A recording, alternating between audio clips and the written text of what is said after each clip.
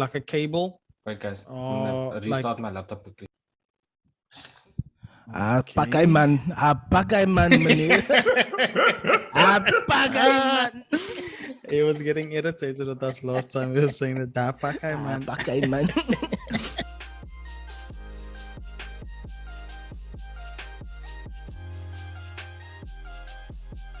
Kom ons verheerlik sy naam. Sing some. I have to say that I've been spoiling myself recently by watching that Jonathan Rubin Koortjie show on Kyknet. It's very entertaining, bro. What the hell I is like that? watching Koons braai. He's like a Pentecostal punkster gospel artist. Anyway, yeah, and he has the show called Koortjies. And he interviews people and stuff, but most of it is just like him and his band performing Koortjies, and it's really great. It really gives me the boost I need in life. Yeah. I'm really happy that you're finding the Lord at this age. But it took a while. MK, you look fine. Relax, you look fine. In case you have to balance the thing on a pot. I'm so sorry. As Lee told me once, go and watch MK. What's that? MKH? What? What? MKBHD. Hi, welcome to another episode of MKBHD. Go watch his first videos. The last time I used this thing on one of our videos, it was 100% fine. I don't know what the hell is happening here now. Wait, did I do something? Wait. There we go. Looks better. Yes, finally. Okay, cool. Okay, geluk. You call that high quality? That's nice, bro. But MKBHD, you saw his first video, Aiden. It was like, it was so bad in today's comparisons. But now he's got a studio, bro. What? Not a. You know what I like about his videos? He doesn't take any sponsorships, right? You know that he doesn't do any paid partnerships with any tech companies. None of them. Really? Because he wants to give an honest review. Yeah, Tesla, iPhone, Apple. He buys all the stuff himself, and then he gives like honest reviews. And one of his last 5 episodes, he speaks about how they make their money. And when a YouTuber says a review, it's not actually a review, it is a ad. Like, so YouTube's cracking down on that because I can't pay you to put my product on your page and then call it a review because it's not a review. Biased. Yeah, it's biased from the get. So he doesn't take any cash from that. So like he really tucks in. He tucks into Tesla quite a bit. He does like with software editing stuff. Like the episode can't be related to what they talk in, like the sponsorship. So the content of the episodes, I know it's like iPhone or something like that. It's not good. It's going to be some like editing software that will be the sponsor. But most of the money comes. Or NordVPN. So I watched a Linus Tech Tips video the other day, and I saw that he bought shares in this company, like a modular laptop company that he really believes in and stuff. So now he has to do, on every laptop video that they do, he has to do like a series of disclaimers, because he basically did a preemptive video about how the community is going to react to the fact that he has like this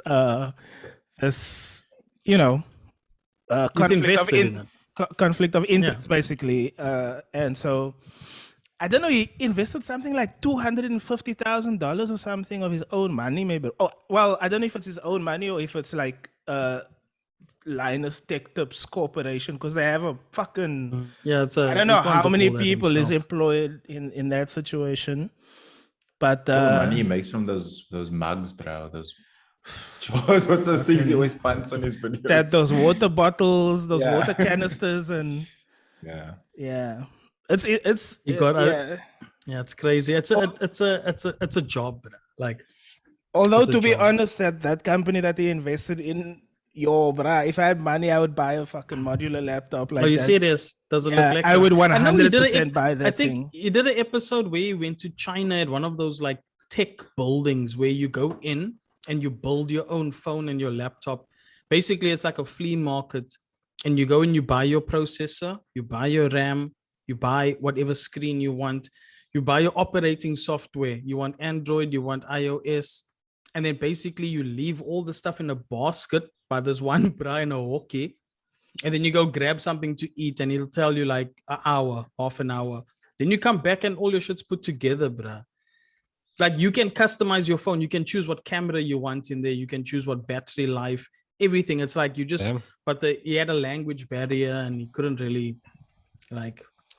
Yeah, I think what irritates me about these like massive corporations, Lenovo, Apple, Samsung, all of these like tech giants, is that they manufacture not so much the PCs, but really Apple manufactures their component parts so that you can't even unscrew it. Like you have to retroactively. Yep. So like I fix it every couple of years. I fix it as to come up with a new way. Damn, my internet connection is unstable. Go watch MKBHD's episode on Apple's verified resellers and technicians. Dude, if I have like a cell phone fixing shop and I apply to be a verified Apple technician, which means I can only fix two things. It's your screen and your battery. I can't do anything else. And if I choose to end my license, Apple can still hold me accountable up to 2 years if I start fixing the aux plug, the charging jack, like the charging thing. Like they have inspectors that go in. It's messed up. And then he went into this other thing. The same problems with Teslas. Like you don't actually own the car. What? Because you can't fix it. You can't replace stuff. And there's this other bra, also African-American bra. He's an engineer. He's a genius. He's trying to establish the first third-party Tesla garage. He basically went around the States, like hoarding written off Tesla cars into his garage, and he fixed them. He like put it together by himself. But Elon's gonna kill that man.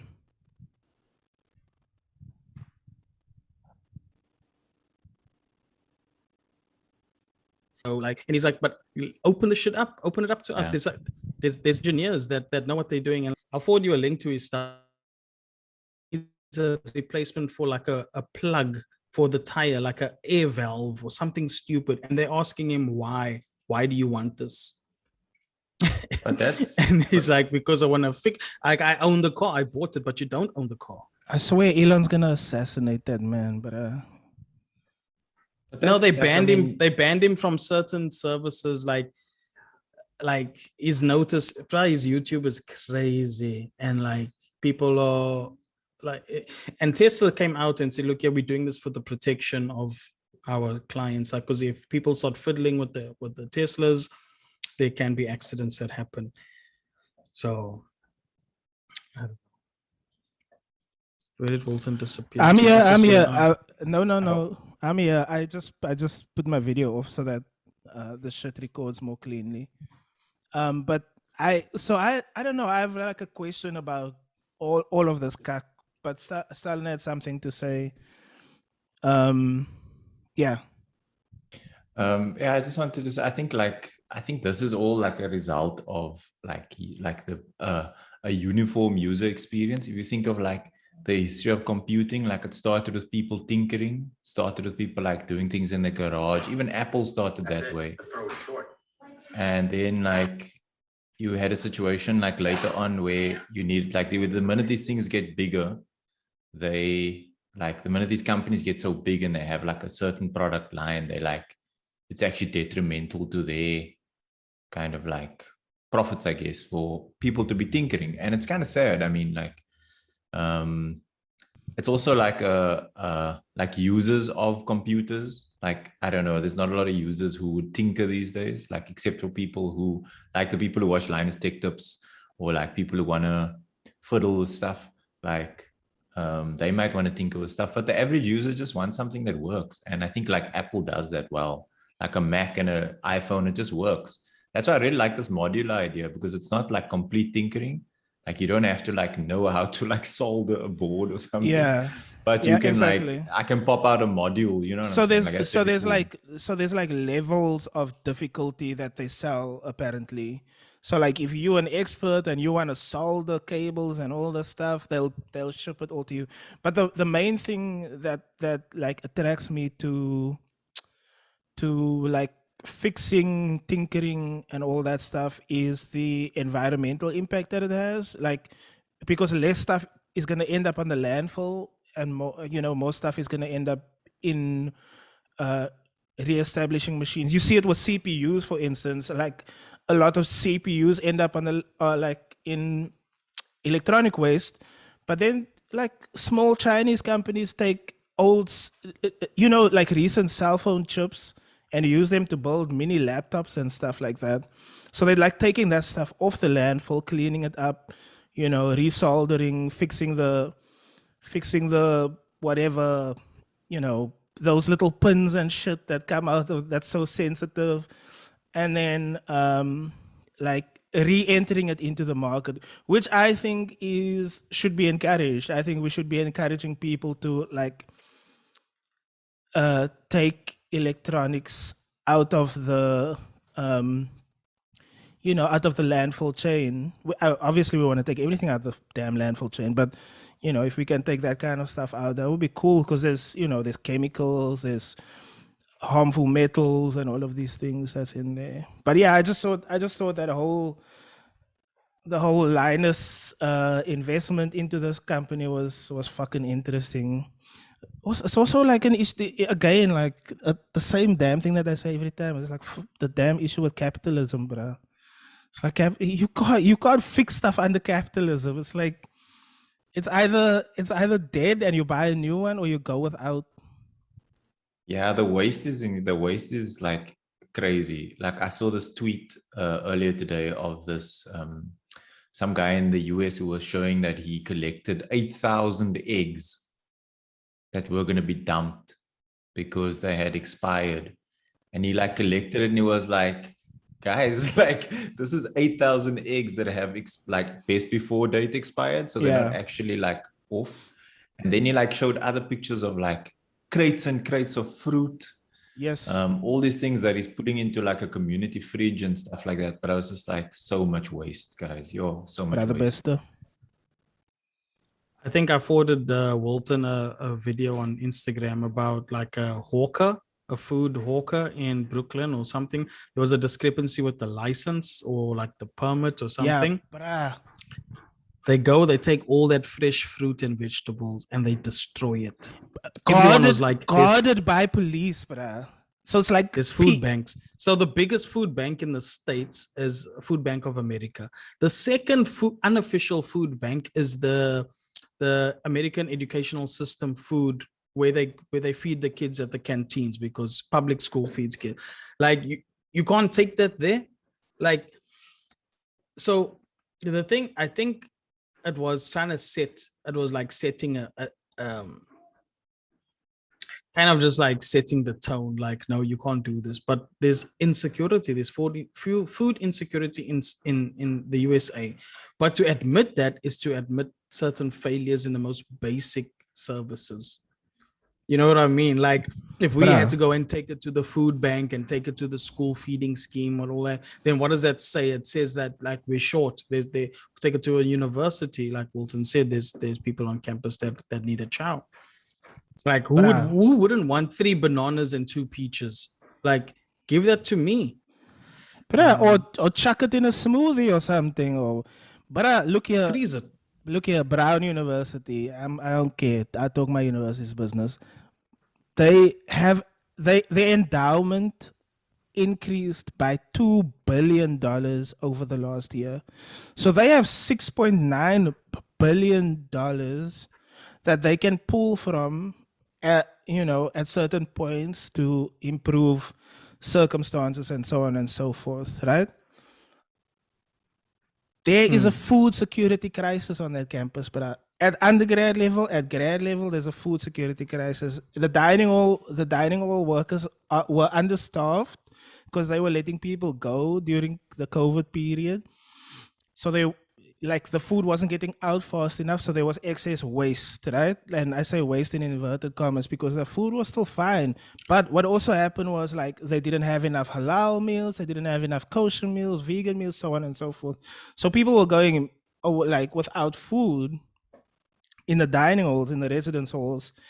Meanwhile, the restaurants and especially the chain restaurants in Providence are throwing away tons and tons of food weekly, because if a worker is caught handing out food that they're about to throw away, they can get fined or fired. Sorry. And I just say it's ludicrous to watch a video of a Dunkin' Donuts or something throw away like 20 dozen donuts. I'm not saying that's a nutritious meal, but like give it to someone, or like I don't know, like make something or like do something with it instead of throwing it away at the end of a shift because it's now read as being a waste product. And sorry, Liam, I'll come to you now. The line of argument is always, well, it's like a sanitation and health like issue, but literally food science says it's not a sanitation and health issue. Like there's a point at which degradation occurs that where you can't consume it as a human, but we overplay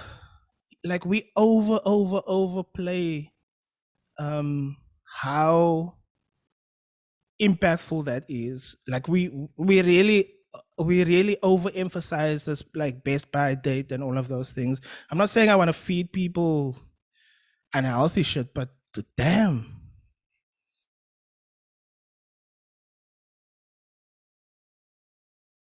Sorry, Lee, I thought you had something to say. I don't want to. You had your hand up. I did. I thought I was waiting for you to stop because I know you have these long pauses between thoughts. So I thought you would just gather. Fuck you, bro. It's true, but fuck you. When I went down my tiny homes rabbit hole, dumpster diving became a thing. Like it was part of it, and it wasn't like dumpster like.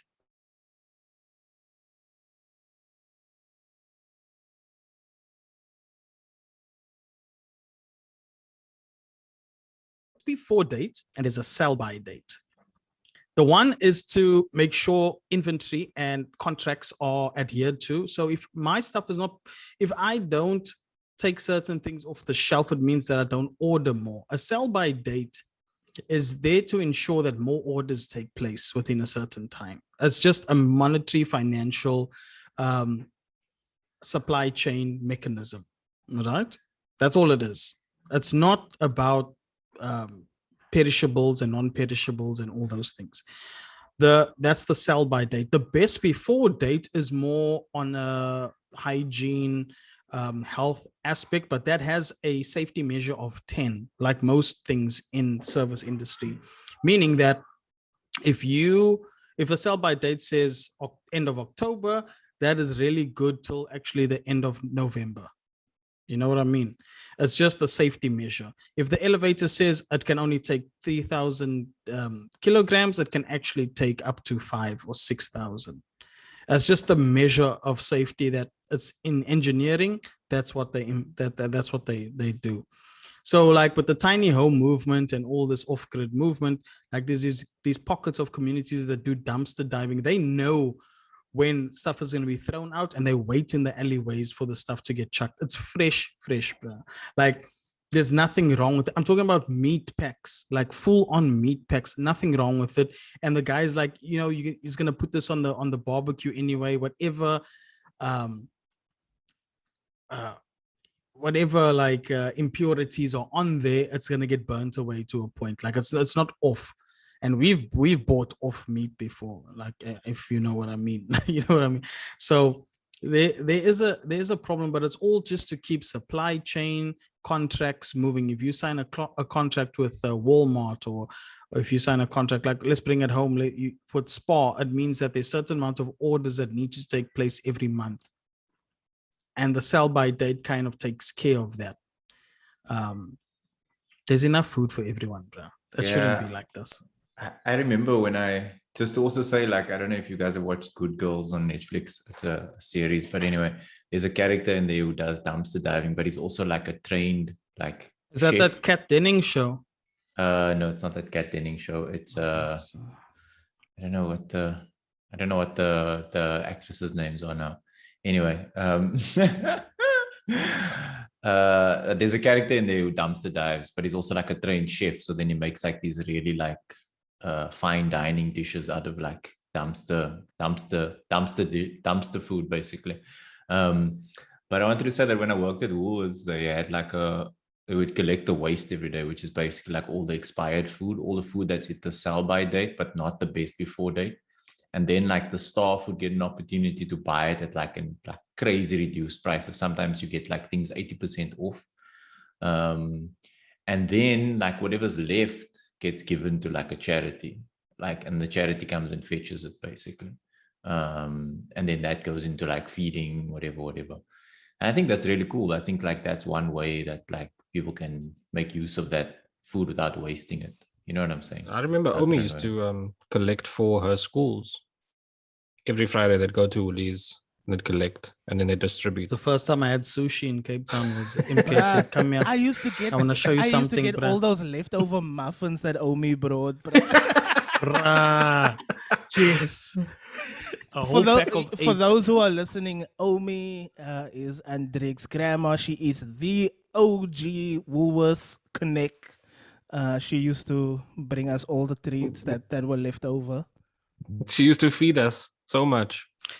Aiden was still overfeed us casualing actually at Woolies when he was at UW. Am I right?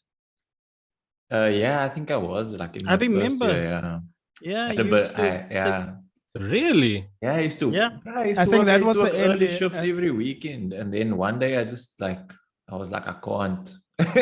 I'm in first year university. I want to go out with my friends, but I can't because I'm working. And my father said, "Yeah, that's life." I'm like, "Okay, but like, you know, it's good, Daddy." That's why you have no friends, Dad. So I also have like first of all, holy shit, what a turnaround from last week's raucous discussion to this week's like very serious. We need to reduce waste and shit. But anyway, there's so many practical solutions to this whole problem. So like, for instance, like so one problem is in the public consciousness. People think if they throw away vegetables, it's just going to biodegrade and it's going to be fine. But that's actually not the case. Like the kind of runoff of throwing out a banana peel into the street or onto the grass or whatever. It takes time for these and processes for these things to happen. So I feel like if we just have like massive, first of all, have massive compost heaps for stuff that we can't do anything with.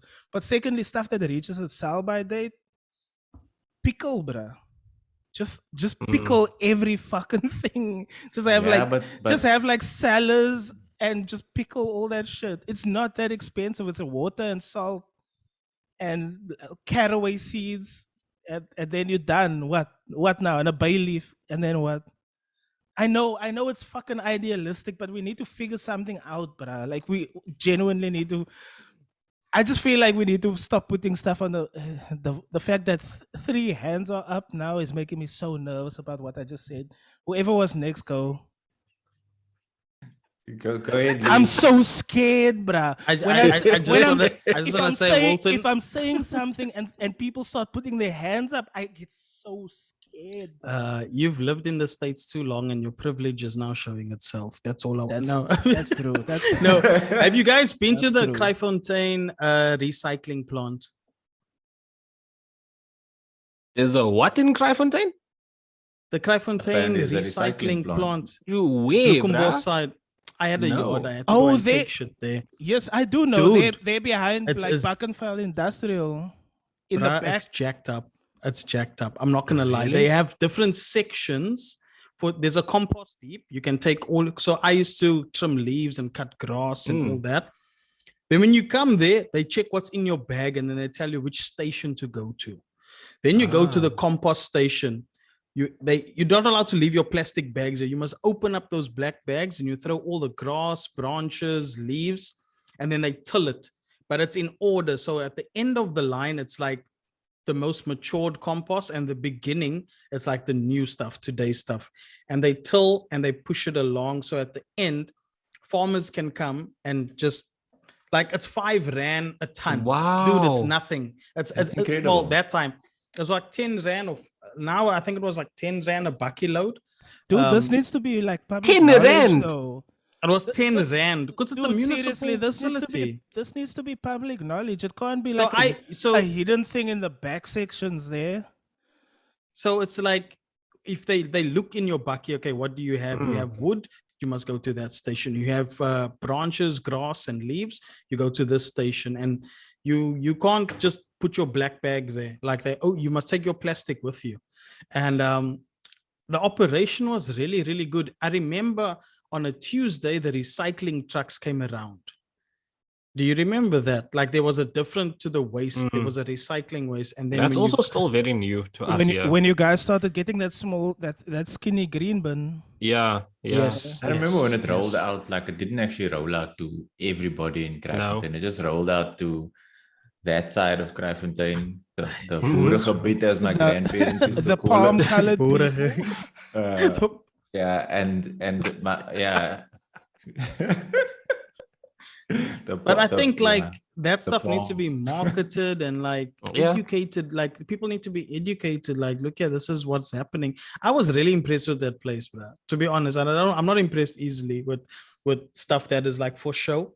Yeah. But such a when high you see standard. it working, yeah, and I'm not really impressed either. But You're when you see it, professional. like, when you see it working, Yeah.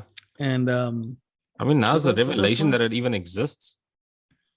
So maybe we must go take a visit. Aiden. because you don't Go cut take our grass, scraps. bro. That's why. I don't. This is cut why you grass. need a YouTube channel. I don't cut grass. Okay. You don't cut grass. That's I pick up grass. I when my don't dad cut cuts the grass. I don't cut Dude, grass. I only cut motherfuckers. Who was there that day my father decided to buy a truckload full of mushroom I was compost? there. I was It was there. so hot. And Lee was there. It was 34 degrees in Kraaifontein on the tar, and we had to. Bruh.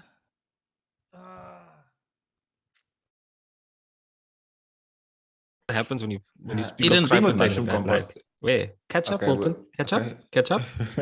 Catch up. Let's Do see. you want to Okay, try again? He's back. He's moving. No, I was just ranting about the fact that I had to shovel mushroom compost, and there was chicken shit within that mushroom compost on a 34-degree day in Kraaifontein on the tar. You That's know all. what? the northern Well, suburbs. I was lamenting. There's no wind in the northern suburbs. People need to understand this. No. So in the There's no summer, there's wind. no wind. If there is a breeze, it is hot. It increases the temperature by at least 3 or 4 degrees. Yes. So this, I love my Aiden. Our day went from I- 0 to 100 in like Our day went 5 from minutes and a hoot. our day Brandon, went I think I from did playing say don't in come spots- over, guys. No, fuck you. Don't lie, bro. I said, hey, it looks like it's going to be one of those days. No, We had but I a wanted- nosebleed that day. every day. I And have then a he nosebleed. couldn't. I think And I then must he get it couldn't checked work. out. But the 2 fat boys had to work. Wilton, you must thank that chicken shit for the mustache you have today, because it's probably because of contact with the chicken Bruh, shit. look here. I can't grow facial hair, bruh. My facial hair grows in patches. I look like Yeah. you know when someone gets vitiligo, it like happens in spots. Mm-hmm. I have that, but with facial hair. It only happens in spots. But here under my chin is a desert, bruh. There's like a little ocean right at the point, a little ocean right here by the meeting point of the throat and the gullet. And then there's just a They desert call in that the a middle, blue bruh. spot, a blue hole. Could be stress related, bruh. So I've been stressing wait, since man. I was 13, bruh. What you talking about? Yes, bruh. You need to My calm name, down. my name isn't Aiden Erasmus, bruh. Me, I don't sleep like Lee says. I just lay awake waiting for the next Waiting thing. for an email. Wait for the schedule to No, start. but look here, guys. I just want to quickly go back to that thing about food waste, because I actually mentioned the mushroom compost for a reason. Because there was this guy in like Vasantakral or something, like these mushroom farmers in Vasantakral that would sell the compost on the side, like as a thing, right? Your dad picked up from there. And I don't know if that's maybe, I don't know if the farmers were trying to reduce waste or they were trying to make more money on the side, but I find it really interesting that they would like have that as part of their business as well. Like here's like people can go, right? It would be so cool if people knew about these things. You know, like you could go, like I have a garden. I don't have to necessarily go to like your big nurseries or something, your Cape Garden Center, your Stodels or whatever. You can actually support like smaller kind of companies and smaller businesses. Like someone was saying on Twitter that people should not be buying from malls because like malls come in and all that money just leaves. Yes. Like people spend money at malls and at your big transnational corporations, but all that money just basically leaves the community. It doesn't stay in the community. And this person was saying like, why don't you, like you go and buy milkshakes from McDonald's? Like weird example, but you buy milkshakes from McDonald's, but your bra is selling milkshakes. Like, you know, why not just support your person? That reduces waste. And I think it contributes to like community. So yeah, because like a McDonald's can lose money for the first year and a half and be supported by the umbrella organization and sell that ice cream at R1.50 or R2.50 and bleed money for at least a year and a half. And then it starts to, it's just sad. It's like, I would love everyone to support local, like anchor tenants in a mall pay almost a quarter of the square meter price for rent for a mall than anyone else, because they bring the people into the mall, right?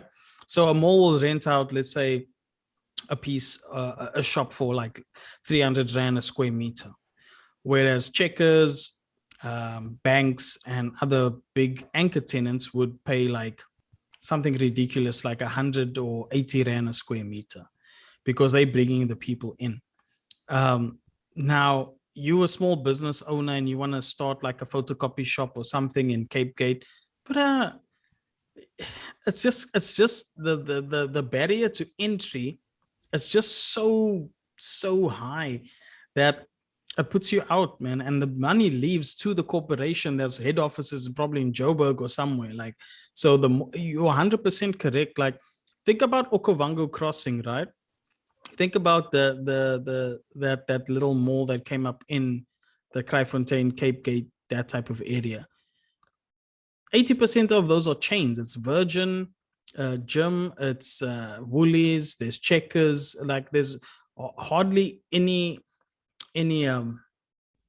family owned or privately owned businesses. Now in Brighton Square in Kraaifontein, you had a bakery, Poppies, which was family owned. You had that fisheries with the Portuguese Greek family, and you know you must buy your fish and chips from a Portuguese Greek family, but like, you know what I mean? You know that sluts, and they're holding their own, you know, because it's a small town. But I just like anyone that's coming in as just a franchise or like Romans came in and they just push the people out because they have that capital. They can pull resources from one branch and sustain the next, the developing one for at least a year and a half until they see what happens. So it's you it's actually sad, make me think now. You're actually making me think now. Like, when last did I see a Taste Neighborhood?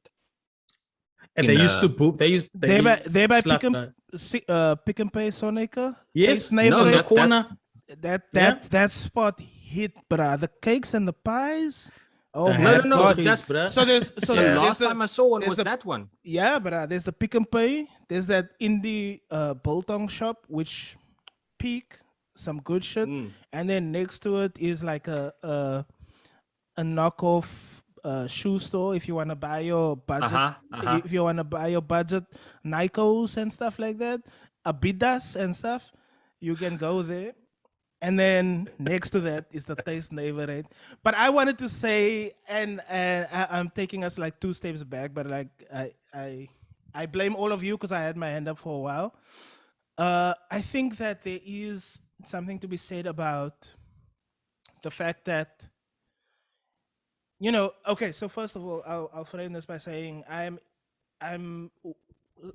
some of us are going to be interviewing the Hood Communist this coming Friday, who is, this person is one part of a collective of people doing like Pan-Africanist work in the United States, but part of their work is like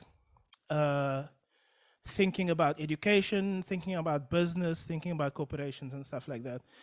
I wonder if Aiden, you're talking about the mushroom compost farm, like the side business of the mushroom farm, basically, which is selling compost as being part of like waste reduction, possibly, but also profit increase. So I'm very interested to hear what the communists and the anarchists say about that, in the sense that it is an extension of business and capital, because I don't see a problem with it, but I do, I think there's a lot of hyper idealistic people in our circles who want to be like collapse everything and break everything down, and I'm not sure that is I don't think like right now that is the model that's going to work. I feel like we need to be able to think about, okay, so how do we maximize the capacity for every single worker to own and earn the same amount, and what is that going to look like in a society that is still a capitalist society? So for instance, when a bunch of workers are selling mushroom and chicken compost, yo, Tandeka looking sexy there in the back. If a bunch of workers are selling, Hendrik married up, bruh. I just want to say that Hendrik married up. Listen, you guys have to say that in every episode. Look here. So Hendrik married up, and I'm also marrying up, bruh.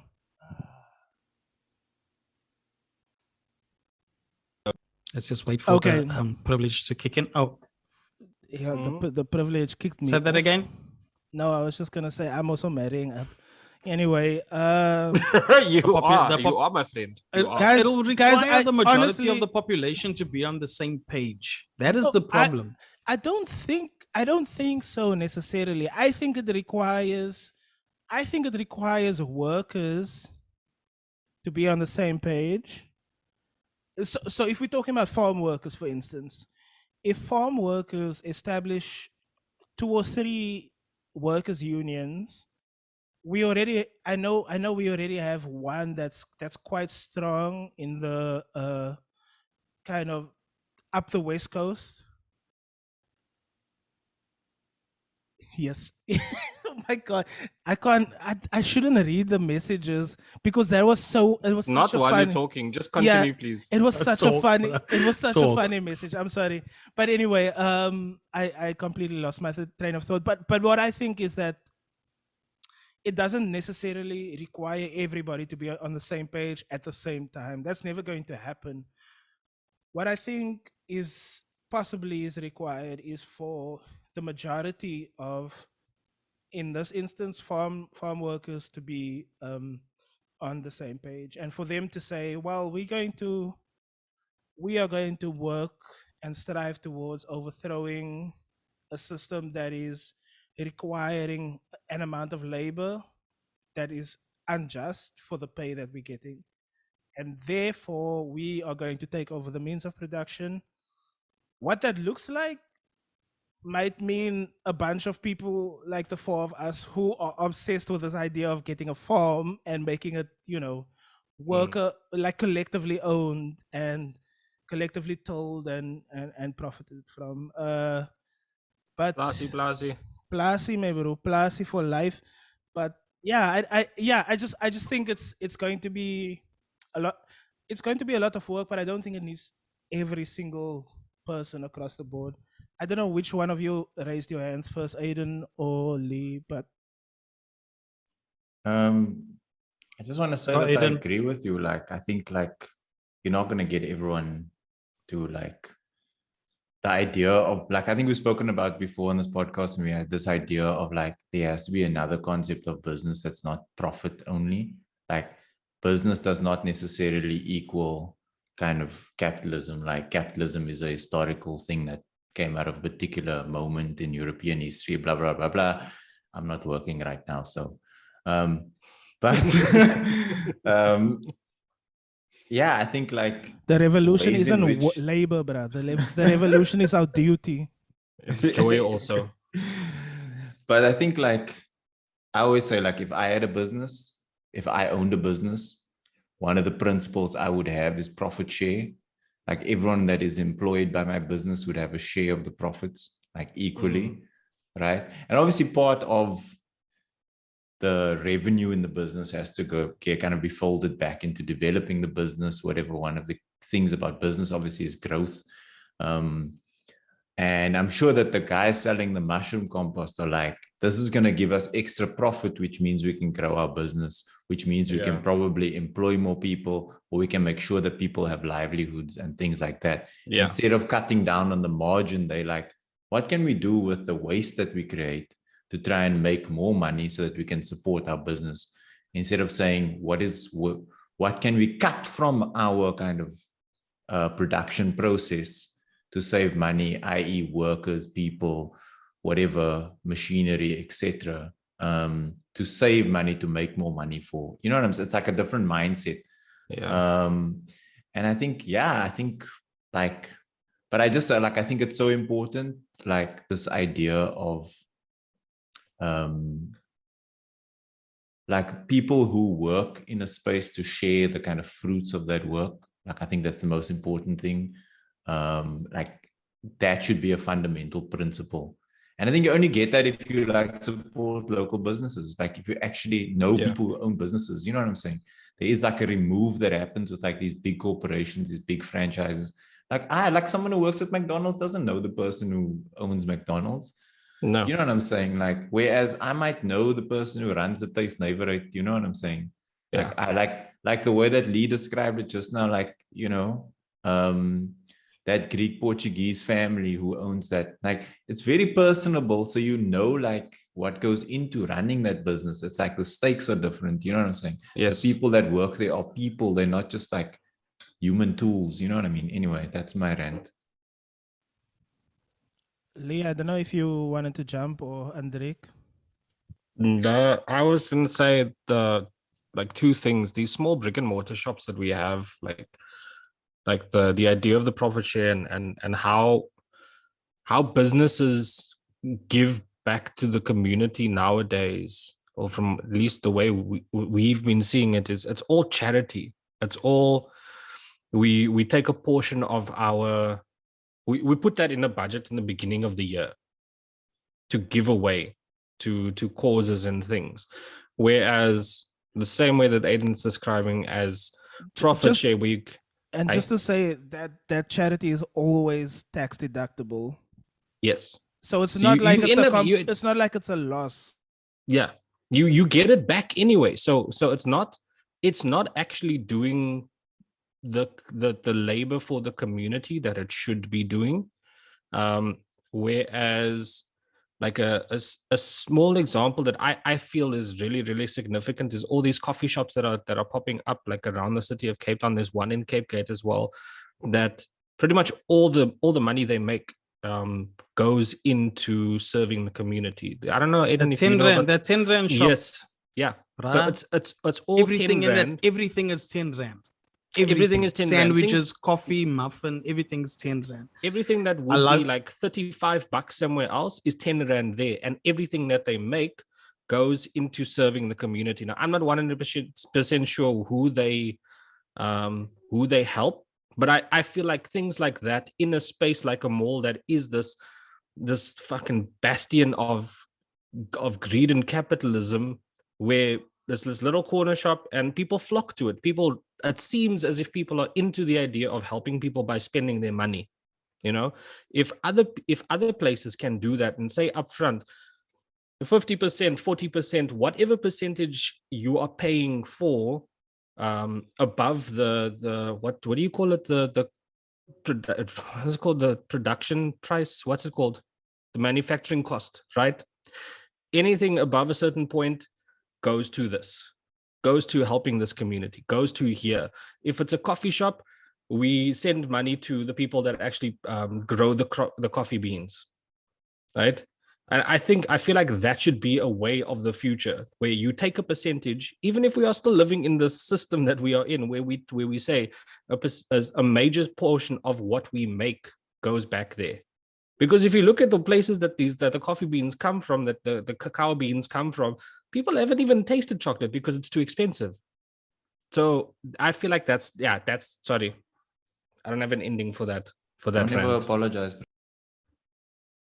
I don't have an ending for that. What I wanted to say is there's two things I wanted to say. Walton mentioned it before. Why at the beginning of the financial year in organizations that the charity budget is allocated is because that's tax deductible and that money comes back. It's a financial strategy. But people who benefit from that need it at the moment. It's a catch-22 situation. If you're going to give me 30 grand to feed kids and it's your way of ducking tax, that's your business, that's your conscience, you sleep with that. I know where the money comes from. I know what the purpose is for, but these people that it's going to go serve, they feel the effects of that immediately. And that has to change within the organization with employees, CEOs, chief financial officers, and all of that. So once again, it goes to the top of the pyramid, if they start making changes regarding profit share and what are we actually doing this money? Is it benefiting us more than the other people or vice versa? The second thing I wanted to say is there's nothing wrong with profit. There's nothing wrong with 40, 50% profit. There's nothing wrong with a business making profit. The problem comes in is what are you doing with that profit? Incentive, share that money equally. Then now it's working. If everyone has a share in the profit that is made at the end of the year, then that's beneficial. But if only a handful of people are gaining from the profit and the rest get their measly bonus or whatever it is, sometimes not even a bonus, then that's not working. Because as MK said, I mean, I think Walton, I think all of you guys said, I don't know who said it now, but like, how do we make money, or how do we save money, or how do we make more money? Do we cut from the bottom? Do we fire people, sell off machinery? Or do we actually try to make a plan, do the work so that everyone can benefit? So, I mean, that's just what I wanted to say. I said there's nothing wrong with profit, but the problem comes in with how is the profit utilized? How is it made? And I followed that co-op, that pizza shop, after I saw the thing on YouTube, and they have a clear cut like profit share at the end of the year. They either upgrade their medical, they allocate higher housing because they operate within the confines of capitalism. So your rent is going up every year. That's a reality. People have medical situations. So they decide as a collective, what do we do with this X amount of profit? Do we give each other extra amount of money towards housing? Do we upgrade our medical? Is everyone fine? So the premise or the emphasis of the profit is always, what do the people want? What do the employees or the co-owners want? And that's decided. That is awesome. That's decided collectively, right? It's not yes, like a boss comes. It's a lengthy process and it's difficult. Yes, it's a lengthy process and it's a fight. But yeah, it's that's what it takes. Yeah. Sorry, Aiden, you were up next. Yeah, I think it's like collective decision making is so important in these things. Like, I mean, that's like profit share is not just saying, here's your salary plus, here's your base plus a little extra because this is the profits we made. No, it's this chat is funny. It's also about like how collectively the fruit of the business can be shared, like the fruits of the business can be shared. I just wanted to say, like, in relation to something Andriek said earlier, like the problem also with malls is like malls have become our community centers. Like malls are where people go to hang out. It's like where you go to like, oh, what are we going to do this weekend? We're just going to go walk around in Cape Gate. We'll go walk around in Canal Walk, or you know what I'm saying? Go look at things to lay by. Like shopping is a way of like, Like shopping is a national pastime. Like, you know, you go and you go shop. And it's a problem. Like that's a bigger problem, which I don't think we have the room to talk about. But I also just wanted to say, like, about what businesses do with that profits. Like those are two different conversations when it comes to small businesses versus like large businesses. I think with small businesses, the margins are so tight. Some businesses are not even making profit. Some small businesses are just breaking even. You know, to ask them to say like, okay, now take away that, say, like 20,000 Rand a year that you've made as profit. Like now that must go into the community. There's no incentive. Like, why? It's my business. You know, that's a problem. But with larger businesses, there is a way in which like those larger businesses have a social responsibility because of like their footprint on so many other levels. Do you know what I'm saying? A smaller business doesn't have a kind of massive footprint. That's my view, at least. As a kind of larger, big business, like your ShopRite or your Checkers or they employ a whole communities. Like they employ whole communities. Like think about that. Like, do you know what I'm saying? It's not like a small business that employs supports one family. Something like a Checkers might support an entire community. Do you know what I'm saying? Like that's like boggles the mind to even think about that. You know what I'm saying? Anyway, that's It's to the point where you have like cultural phenomenon like what are you doing for the holiday? Now I'm gonna casual at Woolies. It's almost a matter of fact thing that you are going to go casual at a Checkers or Woolies or Techie Town or wherever. Now I'm gonna casual for the holidays. It's so common. My man Hendrik was working that Techie Town for us back in the day, bruh. Guys, we have a Techie Town work. salesman. Yeah, Hard man. work. I used to pop in just to keep an eye on him, and he was foot fitting, as they call it in the industry. You know what I mean? Foot fitting. But did you make commissions? No, bruh. No. You see, now that's a problem. The day I decided to quit at JJ's was when someone from a theater came in and they needed an urban outfit for 6 people. They needed like a hip hop outfit. And I sold like 12 grand worth of stuff. I Googled with the person, like bring in samples of ideas, like the school stage production. And we put together outfit and we had fittings, and dude, it was like a 3-day thing, and I sold a lot. And the manager's like, oh yeah, okay, well done, good job. But like she's on her 10 grand a month. I'm on my 12 Rand 50 an hour. I get my pie, my 29 Rand. Wait, let me tell you a story. 12 Rand 50 an hour. Let me tell you a quick story, bro. My sister was at Hang 10. How you know us? No. Let me tell you a quick story, bro.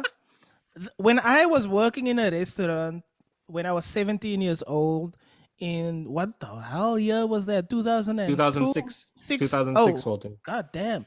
2006. The national recommended, because there was no like legislation about it, the national recommended minimum wage was $8.45 an hour. That's what I was earning. But I was working in a small coffee shop. The chef didn't show up for 3 or 4 days at the time. So I was cooking, I was serving, and I was delivering to the building surrounding that cafe. I didn't earn for all 3 of those jobs. I only earned for the one waitering job that I was contracted for. That is fucked me, bro. That's farm to table. That's literally like farm to table. The human. The human is the whole process. I will take care of your entire experience.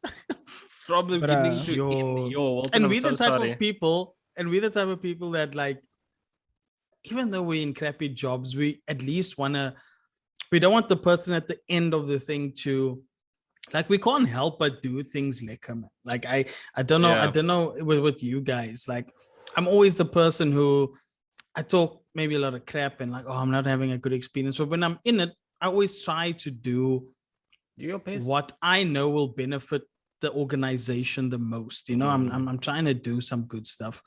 And you either get seen for that, or you either just get taken advantage of. Unfortunately, I mean, it's like this is even in the industry that I'm in now, like I was having a conversation with a colleague that started like in the last 2 years, so still very recent, all that stuff.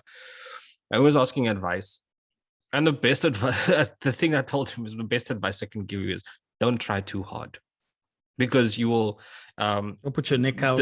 Don't put your neck out. Do the job, do it to the best of your ability. Yeah. But don't try too hard to impress and be seen and all of that, because that was a mistake that I made very early on in that industry, and it just leads to frustration because you feel like, oh, I'm putting X amount of effort out into the world. Why are they not seeing me? And it becomes a problem later on, because then you become resentful. You become builds up resentment. bitter.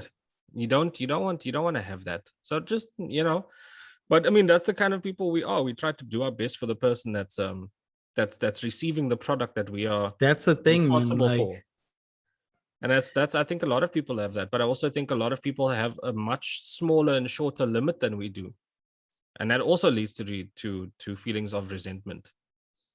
Yeah, because it's like a matter of like, I'm doing all this. Why are you not doing anything? Yeah. But Debra is fine. He clocks in, he does his thing, and he goes home. Yeah. Not too much, not too little, just the right. The paycheck is the thing that matters. The paycheck at the end of the day is the thing that matters. I mean, we had a conversation a few weeks ago where I told you I have this imposter syndrome with this thing that I'm working on. Like, do I deserve this? All that. And the thing that you told me is, Brad, there's people that are doing way less than you doing and getting paid way more. And they have no qualms with receiving that paycheck at the end of the month at all. They feel like they deserve it, even though it's like 40% of the effort that you put in. And there's a lot of people like that in the world. Yeah, but then it comes down to this thing when corporations start doing that thing of like, we have family, we all have the, like, why are you forcing me to have fun?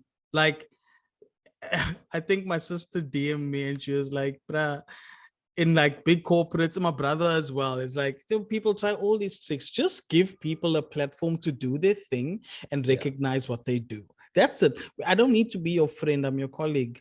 Like I'm here to do my job and do it properly and do it and try to excel in it. Yeah. My time is my time, and we're more than just our professions, and we're more, even if we do it well, even if we're really damn good at it, it doesn't mean that that's me. It just means I know how to do this thing really well and good, but I have a whole other aspect of my life that I want to get back to. Yeah. Like, it's a balance. You can't just have work. Your friends or your work friends or your friends, and your boss is your friend, and your organization is your home, and this is a family. Like, that's unhealthy. Because I feel like that's become such a corporate cultural phenomenon. Like, it's almost like if you're good at something, if you're good at your work, then it means that you only enjoy doing your work. I read this was a South African woman or something. I think she was South African, but she tweeted out that one of the most frustrating moments in the recent memory is when she got suspended from her job because she got suspended from a job because she wasn't answering her company's calls while they were trying to get a hold of her to do extra shifts, right? She was on vacation. She was on her honeymoon. And she had put in notice for her honeymoon like 4 months before the time. And they suspended her because she was unavailable to answer the phone. That's why you have a broken wrist, bruh. That's why you do a Lee Bista and you break your wrist. How did you do it? No, that's why unions matter. Like I first said my wrist is broken, and then I figured it out afterwards. How do I now? I remember one day we were in my backyard, like a Tuesday afternoon. Lee was there by me. We were, I don't know, digging a hole or some shit, like some random shit. And he was like, bruh, time lapse. Bruh, please, I don't want to go to work tomorrow. Please break my wrist for me. Like, just step on my hand or like snap my shit. I can take it. Bruh. I can take it. Did you try, Wilton? I will do anything for my friends. No, I will do anything for my friends, but I had to ask Physically him, harm them. are you sure this is what you want? Anything For love, but I won't. I don't know, man. It's just like in my mind, it was like, okay, that